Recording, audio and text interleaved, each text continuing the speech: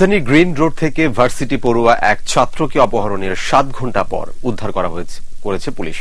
আটক করা হয়েছে অপহরণকারী চক্রের 4 সদস্যকে। পুলিশ জানায় অপহরণকারীরা নিজেদের স্বেচ্ছাসেবক লীগের নেতা বলে পরিচয় দিয়েছে। হাসান মিসবা রিপোর্ট। শুক্রবার বিকেলে গ্রিন লাইফ হাসপাতালের সামনে থেকে অপহরণ করা হয় ওয়ার্ল্ড ইউনিভার্সিটির ছাত্র রাজীবকে। পরে গ্রিন রোডের একটি বাসায় তাকে আটকে রেখে চালানো হয় অমানবিক নির্যাতন। এক পর্যায়ে পরিবারের কাছে মুক্তিপণ দাবি করলে বিষয়টি পুলিশকে জানানো হয়। পরে অপহরণকারীদের আটক করতে সক্ষম হয় পুলিশ। অনেক মারছে মাইরে, তারপরে বলতেছে তোর কে কে আছে ফোন দিয়ে তার কাছে টাকা চা, তুই যদি টাকা না দিস তাহলে তোরে ফেন্সিডিল, তারপরে পিস্তল, তারপরে কি টাটা রাইফেল না কি বলে ওইটা দিয়ে ধরাই দিব, থানায় দিয়ে চালান দিব, তখন 50 লাখ টাকা খরচ করে বেরিয়ে আসতে পারবি না।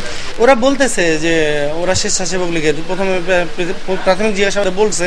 এদিকে অপহরণকারী চক্রের কয়েকজন সদস্য আটক হলেও নিরাপত্তাহীনতায় ভুগছে রাজীব। আমাকে সুযোগ পাইলেই তো ওরা ছাড়বে না, কারণ ওরা তো এখনো অনেকগুলো ছেলে বাইরে আছে।